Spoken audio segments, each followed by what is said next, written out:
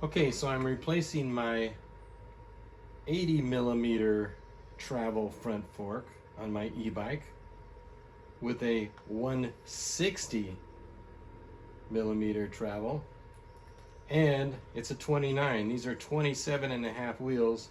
I'm putting a 29 on it. What I'm trying to do is get the bike up so I don't have as many pedal strikes. So I'm gonna put this, I got this fork on Alibaba straight from the manufacturer. It's a brand that's sold in Europe a lot, and I'll send you photos of it, but it is, the company is KRSEC. KRSEC.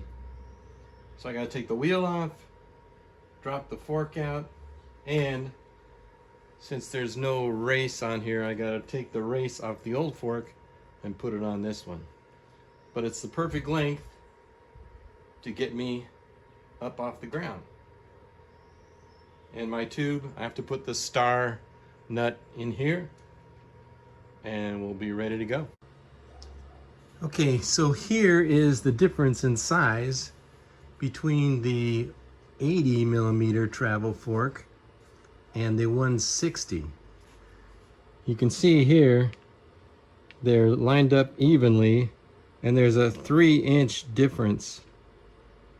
So the front is going to be lifted up 3 inches. The pedals, I think, is more like an inch. And this is a 100 by 15 or 110 by 15 axle, same as this. And I had to sand a little bit to get the old race off of here and get it onto here.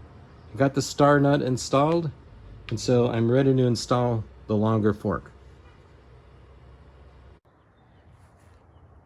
Okay, so here is the finished installation of the 160 millimeter travel front fork, 36 millimeter tube, and it is a, you can see this, 29 inch with a 27 and a half front wheel. So in the future I can put a 29 on it if I want to. And the whole object of this was to increase my pedal height. Since I ride in a lot of rocky areas, I want to avoid pedal strikes, and it really raised them up enough to where I don't strike anymore, except of course on the rocks where you can't avoid it. It looks great, and I'm ready to ride.